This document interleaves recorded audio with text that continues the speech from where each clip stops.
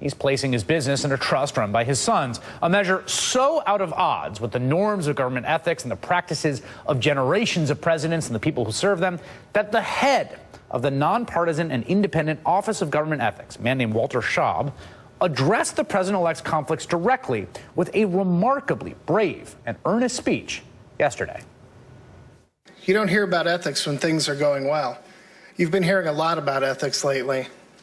I need to talk about ethics today because the plan the president has announced doesn't meet the standards that the best of his nominees are meeting and that every president in the past 4 decades has met. The idea of setting up a trust to hold his operating businesses adds nothing to the equation. This is not a blind trust. It's not even close. I think Politico called this a half-blind trust, but it's not even halfway blind. The only thing it has in common with a blind trust is the label trust. His sons are still running the business, and of course he knows what he owns. His own attorney said today that he can't unknow that he owns Trump Tower. The same is true of his other holdings.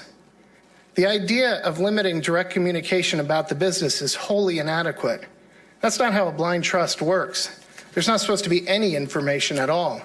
In developing the current plan, the president-elect didn't have the benefit of OGE's guidance. So to be clear, OGE's primary recommendation is that he divest his conflicting assets.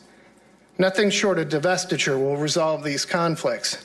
I appreciate that divestiture can be costly, but the president-elect would not be alone in making that sacrifice.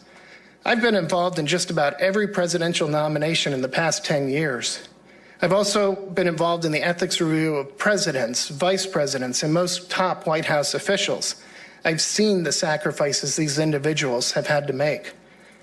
It's important to understand that the president is now entering a world of public service. He's going to be asking his own appointees to make sacrifices.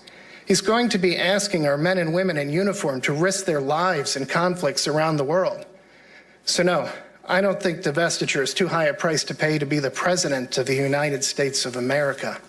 In closing, I'd just like to add that I'm happy to offer my assistance and the assistance of my staff if he decides to adjust his plan. Thank you.